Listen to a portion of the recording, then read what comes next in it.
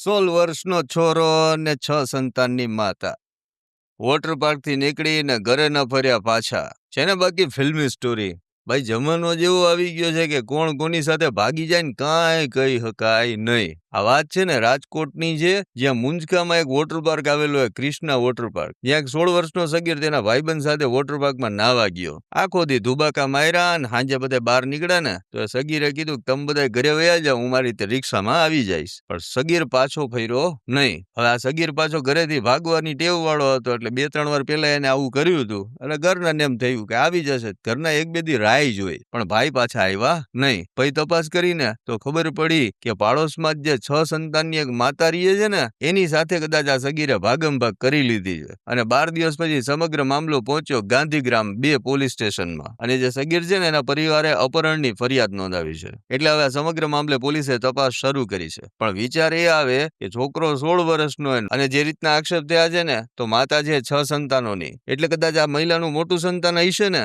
એ પણ આ 16 વર્ષના સગીર કરતા મોટું હશે. અને જો આક્ષેપો સાચા હોય તો તેણે આવી રીતે આ 16 વર્ષના સગીર સાથે ભાગવાનું કઈ રીતે વિચાર્યું હશે ને, એ અહીં માથું ખજવાડે તેવી વાત છે. એટલે આ મેટર છે ને પેલા ફિલ્મી જેવી થઈ ગઈ. મેં 16 વર્ષ કર, તું તો 46, 45, 47 વર્ષની, એ કઈ ખબર જ નથી હજી. સમગ્ર મામલો તો તપાસ થાય પછી જ ખબર પડશે. પણ એક વાત હકીકત છે કે આ ઘટનાએ ફરી એક વખત એ વાત સાબિત કરી દીધી છે કે પ્યાર અંધા હોતા હે. એટલે હવે આ મામલો તો પોલીસ સ્ટેશન પહોંચ્યો છે ને પોલીસ હવે જુઓ કેટલા દિવસ આ બધી ભાગમભાગ ચાલે છે ને તેમાં ક્યારે સગીરને એની 6 સંતાનની માતાને શોધીને લાવે છે. ત્યાં સુધી તમારું આ મેટરમાં શું કહેવાનું છે કમેન્ટ કરીને જણાવો.